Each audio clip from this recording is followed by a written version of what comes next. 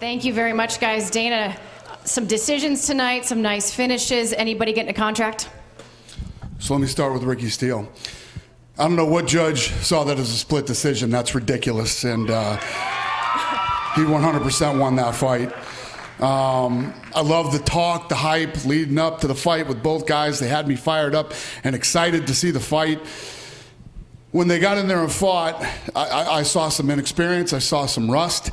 And Ricky Steele is 6-0 now after tonight. And he just beat another undefeated guy. He hasn't fought since he left The Ultimate Fighter. What I would like to see from him is a little bit of consistency now. Get some fights, couple, 2, 3 fights. Kid's undefeated. Maybe he makes it to the UFC, just not tonight. His daughter's adorable too, just for the record. Mallory Martin. I love her personality. I love her attitude. I can tell that she genuinely loves to fight.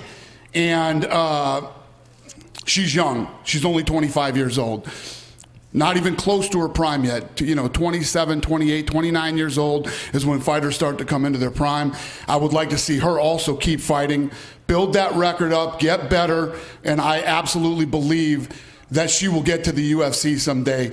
She has the attitude, she has everything, just not tonight. Steve Garcia. Now, the kid looked really good tonight. I mean, you can't look better than he looked tonight. Proved his record to 10-3, 27 years old, going into his prime.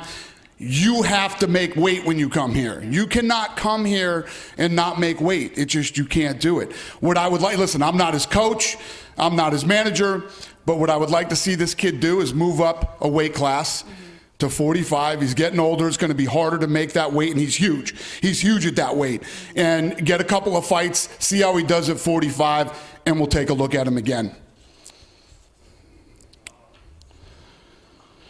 All right, Jamal fought a guy who was undefeated, durable, with a great chin, and a guy who didn't come here to lose. That kid had heart and everything. This kid looked good. He's 7-2. The problem with Jamal is Jamal's only 23 years old. He's with a great team, and when you look at this guy, he has all the tools, he has everything it takes to be good and make it to the UFC. He needs more time. It would not be fair for me to bring that 23-year-old kid into the UFC right now and feed him to the savages that are here, competing here. This kid, in a short amount of time, is going to be a very good fighter. He needs to stay on the track that he's on. He's with a great team. Joe Daddy Stevenson knows what it takes to get into the UFC. So I like this kid a lot, just not tonight. All right, the main event. So Philip Rowe came in here and takes on Leon, who comes from, a camp where his brother is on fire right now. He's undefeated. He gets clipped, gets hurt early, keeps his composure. You were hurt.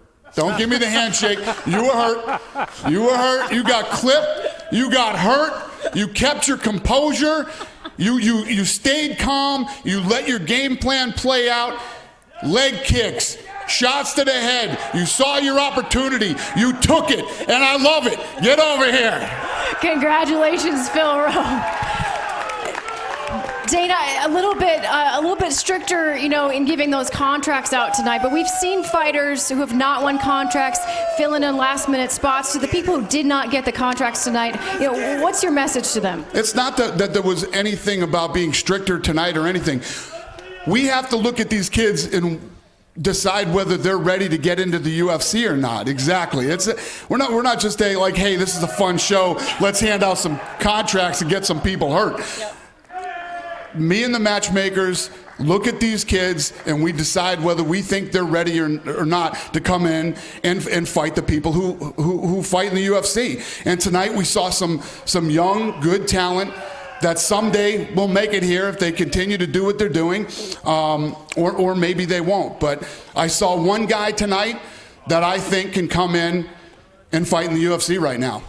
Dana, I appreciate you taking the time to talk with me. Thank you so much. Thank you. All right, Phil Rowe, come on back. Congratulations, Phil. Wow, as you're sitting there listening to him talk, well, he was talking right at you, in fact. What's going through your mind, man? I'm happy, man. I'm ready. People will say, oh, Phil hasn't fought this guy, Phil hasn't fought that guy. If you come in my room, you'll see the people I train with. I train with Platinum Mike Perry, Jacare Souza, Rodolfo Vera. The guys I train with, dudes in the UFC don't even get to see those looks. I train with the hardest hitters, the best grapplers on the planet, and at my height, my range, my boxing, I'm going to be a problem for a lot of people. How quickly would you like to get into the UFC and get busy?